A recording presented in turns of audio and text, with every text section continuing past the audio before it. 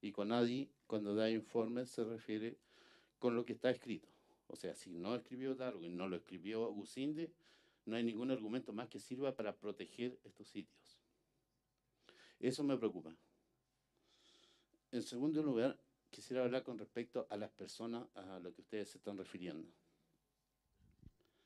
En el programa intercultural bilingüe que se estableció en los colegios, a nuestros niños se les está enseñando otras lenguas, que no es precisamente el yagán. Nuestra lengua está en peligro, eh, próxima de perderse esa lengua. Eso preocupa, pero en el colegio le están enseñando Mapudungún. Hay otros que le están enseñando algo de los chinos, que no sé cómo se llama esa lengua, chino mandarín. Entonces me preocupa que ahora que se agarraron con los maurí, le empiecen a enseñar el idioma maurí a nuestros niños. Eso me preocupa. ¿Mm? El otro tema que también afecta como autoridades, si bien es cierto, ustedes ya conocen mucho de la cultura de nuestros hermanos loncos, ¿no es cierto? Lo han expresado y han dejado bien claro su posición. Ellos tienen como autoridad a sus loncos. Nosotros, nuestras únicas autoridades son nuestros padres, nuestros mayores. Por lo tanto, se tiene que respetar la palabra de esas personas. Se tiene que tomar los conocimientos de esas personas. A nosotros no somos un pueblo que vivimos en clan. No, perdón, vivimos en clanes familiares, no en comunidades. Por lo tanto, el trato tiene que ser diferente. Eso me preocupa mucho. Ya, bueno, eso le puedo decir por mientras. Muchas gracias. Muy bien, gracias. Wilfredo. Después tenía Sergio. Iván. Después la señora Aurora. Wilfredo García, un pueblo quechua. La verdad que es un tema bastante complejo el cómo entendemos dos culturas distintas, precisamente. Porque culturalmente yo me puedo quedar con lo que ha expresado el hermano Lonco, que lo ha graficado bastante bien desde el punto de vista de su como visión como pueblo mapuche. Nosotros como pueblo eh, quechua o aymara del zona norte no diferenciamos mucho en lo que él ha planteado y expresado. El tema aquí es cómo ustedes están entendiendo la lógica de la cosmovisión indígena.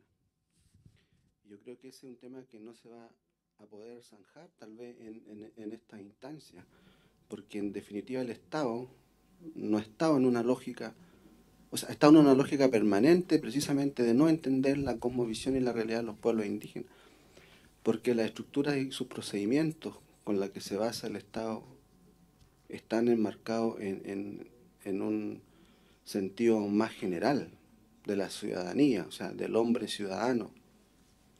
Y le cuesta entender que el indígena es ciudadano, pero antes de ser ciudadano eh, es indígena por naturaleza de su pueblo, por su territorio, por donde se desplazó mucho antes de cuando se definieran las fronteras de los estados. Entonces,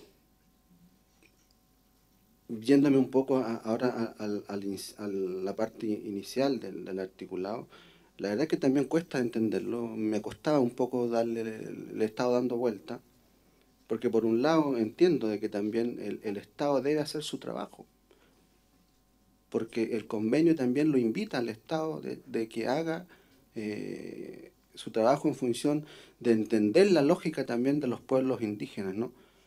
Y es el tema que por eso que puedo entender de que el Estado tiene que prever, luego tiene que anticiparse también en esa lógica. Es decir, también el Estado tiene que decir cuándo hay afectación directa, para que no sea recurrente el que nosotros siempre estemos encima de ustedes, ya sea a través de este documento que se está elaborando, o a través de los permanentes recursos legales que se han estado disponiendo en los tribunales de justicia. Porque la hermana ya hablaba de Pascualama, en realidad son ejemplos que en el norte también tenemos muchos, de cómo hoy día está operando la lógica del Estado.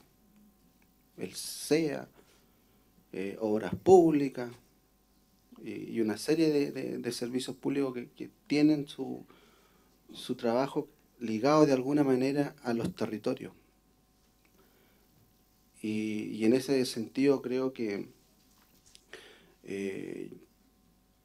tal vez no vamos a terminar en esta lógica. Yo los invitaría más bien a que hicieran un análisis interno de cómo nos ven ustedes también como indígenas, porque nosotros no solamente somos personas, también tenemos identidad, tenemos cultura, somos parte de una cosmovisión, vivimos o vivíamos de una manera distinta, porque hoy día incluso nos han asimilado tanto que a veces también algunos indígenas se olvidan y piensan a pensar como piensan ustedes. Entonces, yo hago más bien hoy día aquí un llamado a que podamos precisamente entender esa lógica de la forma como los pueblos indígenas expresamos nuestros procesos. Y al mismo tiempo en la mesa indígena ver la manera de cómo también buscarle una salida armónica a esta definición más precisa, pero sin perder lo que en definitiva, en esencia, queremos nosotros manifestar. Que la cosmovisión de alguna manera se ve afectada directamente toda vez que el Estado vaya a intervenir en alguna materia que esté involucrada al territorio o a los territorios. Eso. Muy bien, gracias. Por acá tenía la palabra. Sí, se lo hacéis.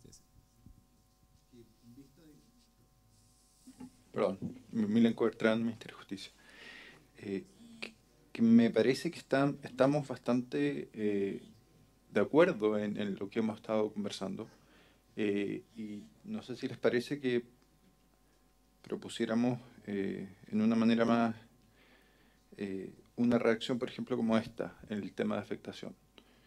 Que afectación directa sea toda afectación que genere efectos diferenciados en cuanto a pueblos indígenas, sean estos perceptibles o no por el resto de la sociedad. Porque efectivamente el que sean perceptibles o no por el resto de la sociedad no es el factor dirimente. Algunos pueden no ser percibidos por el resto de la sociedad y de todas maneras los afecta directamente.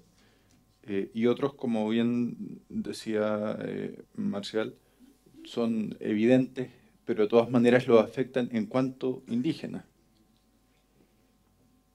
Si te la repito. Afectación directa es toda afectación que genere efectos diferenciados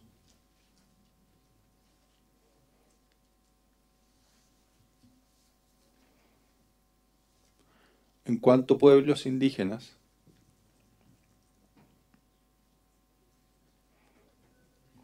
sean estos perceptibles o no por el resto de la sociedad.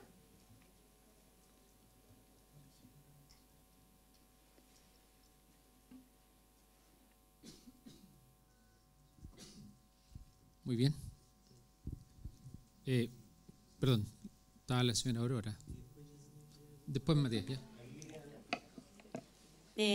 Aurora Nahuelán, Novena Región, Nueva Imperial. Quería un poco expresarle al gobierno el tema del relator especial. Recomienda que se añada al texto del artículo 9 esta precisión para que quede claro que la consulta se aplica incluso con respecto a medidas administrativas o legislativas de aplicación general. Por ejemplo, con respecto a la nueva ley de pesca o de fomento forestal, cuando dicha medida de algún modo afecten de manera diferenciada a los pueblos indígenas, dadas sus condiciones y derechos específicos. Eso respecto al tema de la ley de pesca. Ahora les voy a leer un poquito un documento que llegó a la Cámara de Diputados donde es el tema de los territorios. Miércoles 29 de agosto del 2012. Estado, primer trámite constitucional, número de boletín 85-3301. Materia, pueblos originarios, venta de terrenos indígenas. Leo lo siguiente. Unos señores diputados quieren hacer una ley. ¿Por qué nos preocupa a nosotros los pueblos indígenas cuando se meten a nuestros territorios sin consulta? Cuando ellos ven solamente su bien de recibir votos, porque eso es la manera que ellos ingresan a nuestros territorios. Por conseguir más votos, ellos hacen cosas que no están dentro de nuestro territorio. O sea, nuestro territorio está tratando de lograr rescatar lo poco y nada que ha quedado. Sin embargo, estos señores se dan el lujo de tratar de cambiar la ley. Modifica la ley 19.253 que establece normas sobre protección, fomento y desarrollo de los indígenas, pueblos indígenas, referido a la venta de terreno indígena para construcción de viviendas sociales. Antecedente. El 5 de octubre de 1993 se publica la ley 19.253 que estableció normas sobre protección, fomento y desarrollo de los indígenas y creó la Corporación Nacional de Desarrollo Indígena. El fundamento de la normativa se basaba principalmente en otorgar recursos y protección a nuestra etnia originaria de manera tal de ir en ayuda de su desarrollo y dar alcance a los objetivos trazados por ellas. En la práctica, la normativa se tradujo en otorgarles recursos monetarios por intermedio de la CONADI, crear centros educacionales para promover la educación indígena y restringir ciertos actos para que nadie se pudiera aprovechar de ellos. Es preocupante para uno como dirigente saber que hay señores diputados, que no entienden que los territorios son sagrados para nosotros. Estos señores,